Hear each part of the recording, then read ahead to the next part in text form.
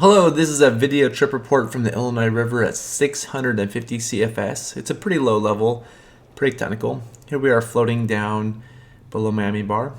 And this book, the nomenclature and the numbers is based off the Handbook of the Illinois River Canyon. I'll put a link down in the comment section of the show notes below to where you can get it on Amazon. It was published in 1979 and it's out of print, but there's still some used copies out there, although they can be pretty expensive. This is the first rapid, the first kind of real rapids, class 3. It's Panther Creek Rapids, just below Briggs Creek, and you'll see Panther Creek coming on the right. It's just a fun little warm-up to give you a sense of what's coming up. And at higher flows, the next few rapids are combined. This is called rapid number 11 in the book. But these rapids are one big rapid at low levels. They're small rapids with a little slow space in between. And just past rapid number 11 is right down there. You can see it, rapid number 12. Rapid number 12 is a technical little one. Typically, you go left through this little channel here. But at higher levels, there's a number of ways to go. And you can see the next rapid, which is rapid number 14. There's a rock down there. You can see it right down there, a big rock in the middle of the river. I don't know where rapid number 13 is. I'm confused by the book sometimes. But that's the big rock. And now we're headed into rapid number 14. It's a beautiful entrance. And I typically go right here, especially at lower levels. But there's a number of ways to go at different flows.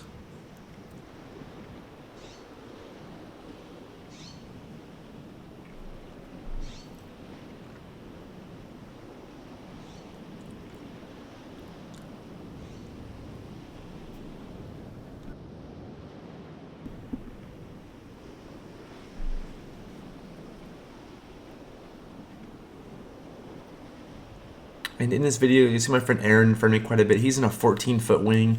I'm in a 16-foot wing. And this is Labrador Creek Rapids. Labrador Creek comes in the left just before this rapid. And this is a fun little one. Again, I typically go right and then end left.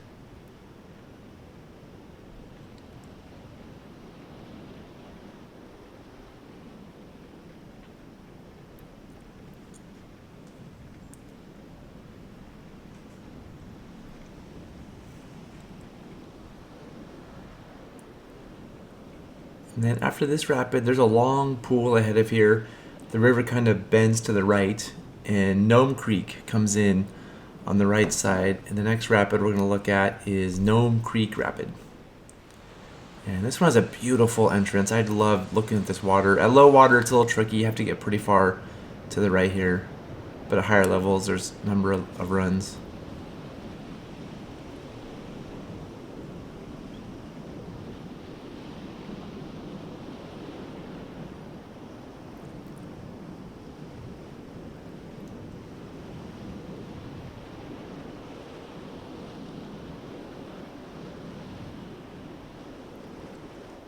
So after a flat water section, now we're entering rapid number 17.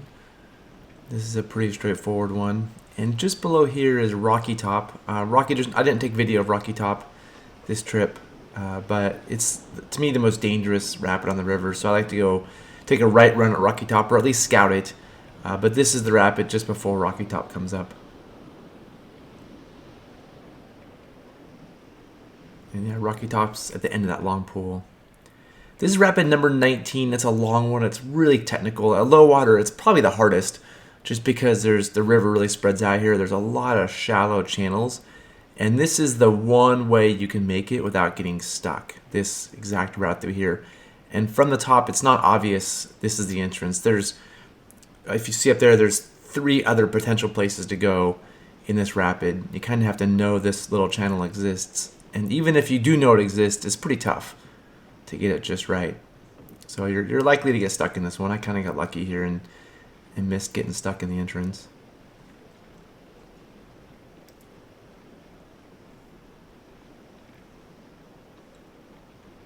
So after that little bit of entrance, there's some more shallow rock dodging, and there's the bottom part of this, which you could go right or left depending on levels. My friend Aaron went left. It wasn't the smoothest line, so he signaled me to go to the right, which was relatively clean.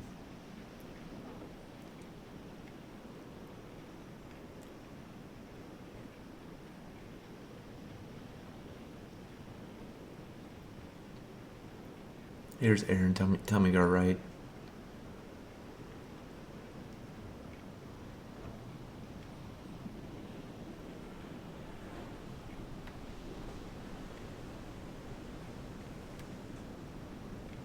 So as you can see, there's some guard rocks here. It's a tough move to make it through here. And this is a classic spin to win. Hit that rock, spin around, use the angular momentum, and come right off. That move's called spin to win. Those of you that run the middle fork at low water know that move well. It's a classic way to get off rocks.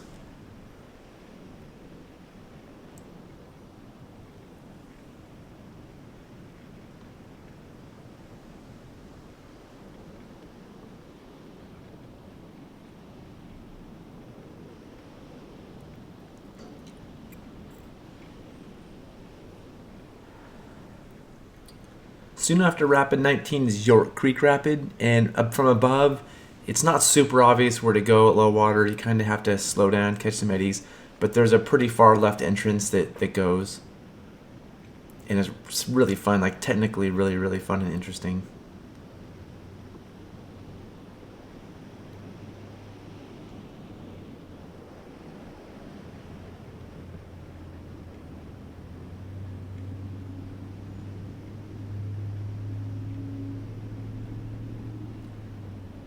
And that sets you up for this main drop. York Creek Rapid has 3 parts. That was the first little entrance. There's this second part that you just have to line up for nicely and kind of power through. I love this part so much.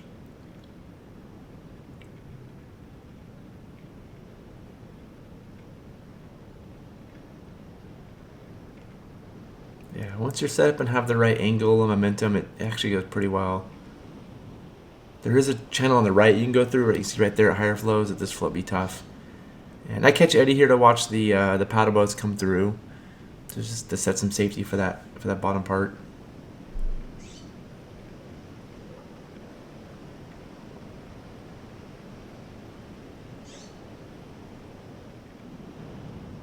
And paddle boats got through, and I'm gonna go down through this last bit again at low water. You kind of want to get down here and then be getting right. There's a big rock and a hole there you want to avoid on the left at the bottom here.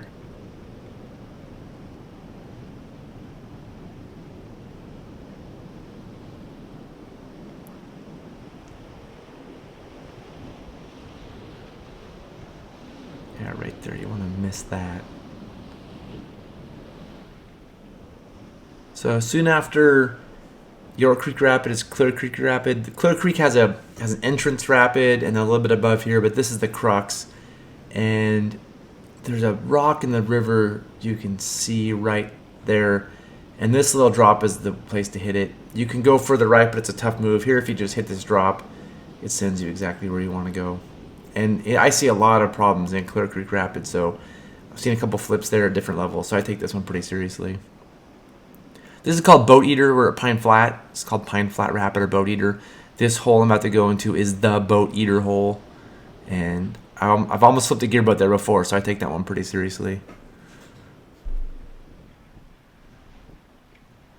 And we got it on shore. Here's one of our paddle boats running through the Boat Eater.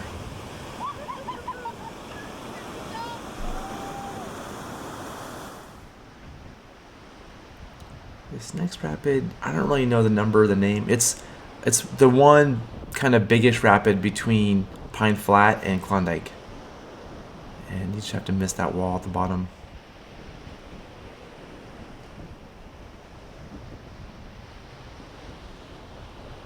So after here, there's a few miles. I think it's 8 miles of pretty straightforward water. Class 2, the occasional Class 3 and Easy 4. You go by South Bend, which lets you know the Prelude's coming up. And this is Prelude Rapid. This is the rapid. I call it Prelude. It's also called Fawn Falls. This is the rapid just before Greenwall. And at 650 in a raft, your only option here is left. There's a far right option that looks sketchy, but I think most people take this far left shoot.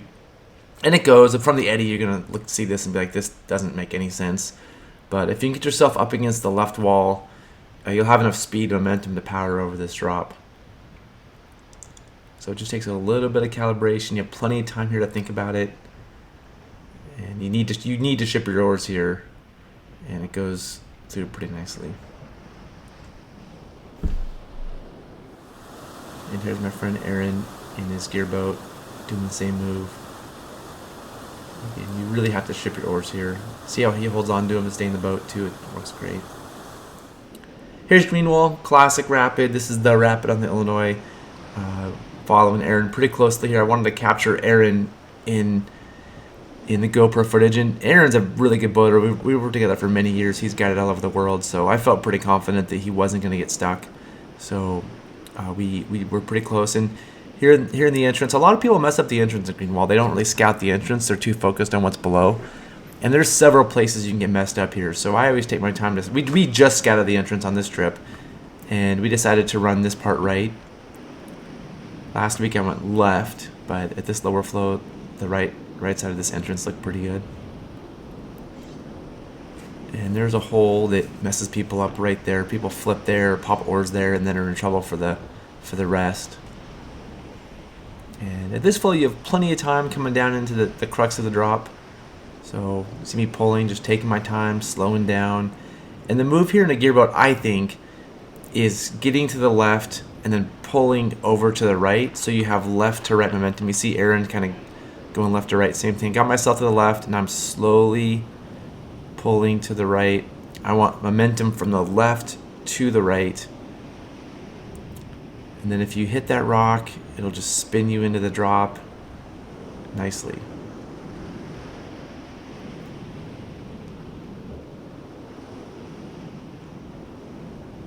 So here you just got to kind of get your boat back straight. And the last drop is kind of messy, so there's some more time here. There's plenty of time to get set up. But at this level, this last drop, if you scout it, looks really messy. And Aaron went pretty far left over some rocks. I just kind of gutted it. If you gut it, you definitely want to hit it straight. There's Aaron's line over some rocks on the left. I didn't feel good about it in this boat, so I decided to just go down the middle. And it's kind of a hump here you have to go over, and you definitely want to go over this straight. Yeah. This is Little Greenwall. This one messes up more people than Greenwall, because typically people don't scout it. We scouted it, because I take this rapid pretty seriously. And this at 650, this is pretty much the only entrance. And there's a lot of little places to get hung up in this entrance. And your goal is to get to the bottom here and get your boat straight. Now, we had a lot of debates about this bottom drop, whether to run it right or left. After a few different lines, I'm pretty confident that the run is to the right where I go. That left side's a little nasty. But there's that chute in front of me that a 14-foot boat can fit in, but I don't think a 16 can. So you go through the right side, then you have to pull across the current to miss this rock. I don't think a 16 will fit through there. It might, but I was being pretty conservative. But it's pretty common for smaller rafts or at higher water to fit through that right channel.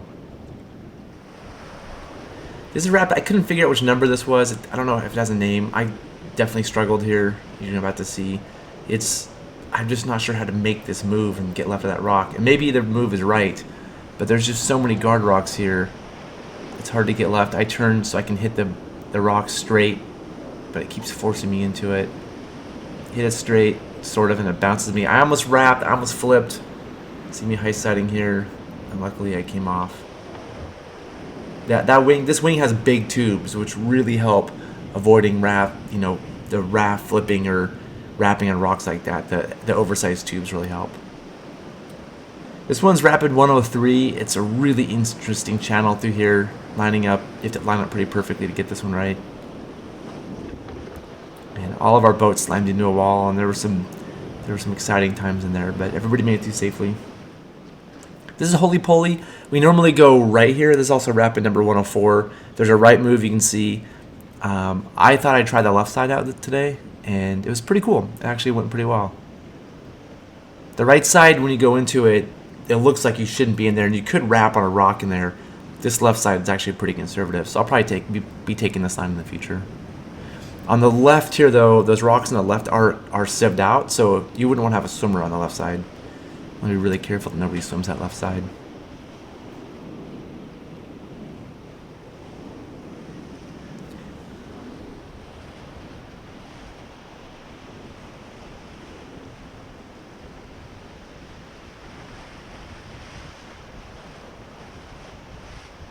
And the last rapid here is Submarine Hole. We're going to spend some time here because we all get stuck.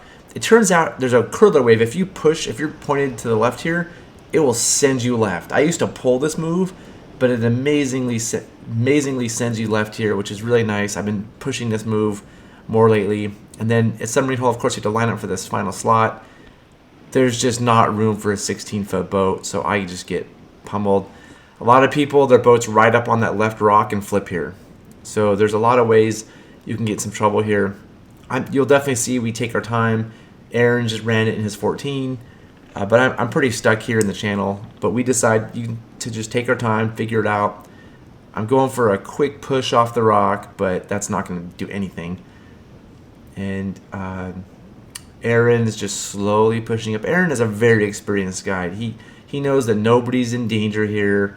We have plenty of time, so you're gonna watch him just take his time, pulling his boat up. I'm gonna try a few different things out, push on different sides, but everything I'm doing is just very slow and calculated and safe. There's 2 boats upstream, so I'm telling them to just hold on and just watch, and you see us slowly get it off. Right now I'm pushing the stern out, trying to see if that'll work.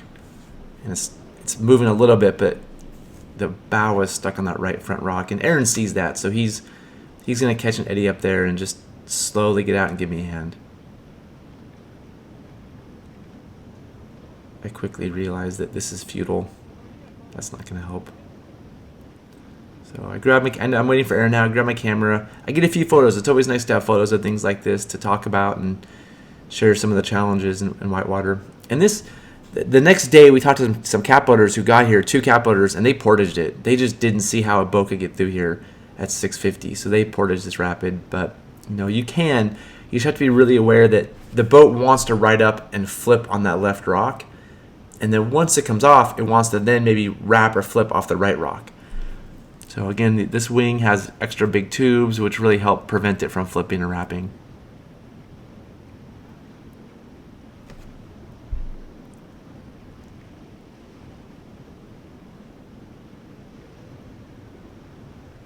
And Aaron's just checking it out, trying to decide, what he's going to do. There's nowhere to tie his boat up, so he has to hold the line for his boat while he walks over and helps me, which is a little bit dangerous. He's holding onto a rope. Ropes are not things you want to, be walking around with. You don't want to get your feet tangled. So he keeps a tight coil. He lets it out slowly. He's very cautious with that rope. And here, if he can push that off the rock, it's really going to help. I'm now grabbing my stern line, and I'm going to help pull it down. But I also, when it comes out, I'm going to be on the rocks. I need to hold on to the boat. If we get the boat off and I don't have a line on it, it's going to start floating downstream. So, and you see it kind of wants to wrap on that right rock a little bit.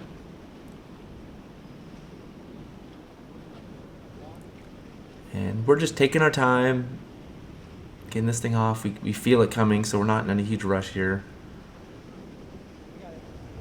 And then once it comes off, I have a rope on it, and I can swing it into an eddy.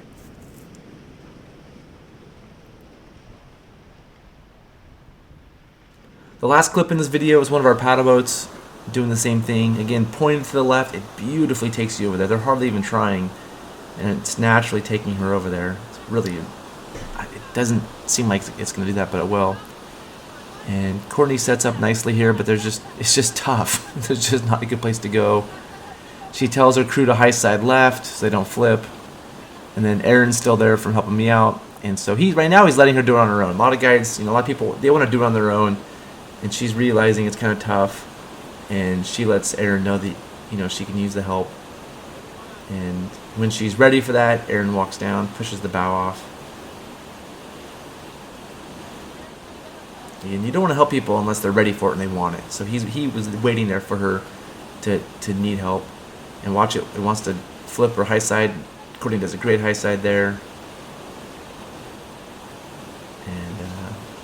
just lets her do it for the most part.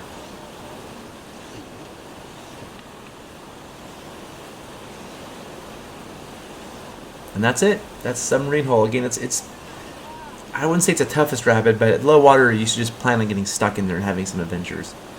And it might make sense to have somebody walk down the left side at the beginning just to anticipate helping out people.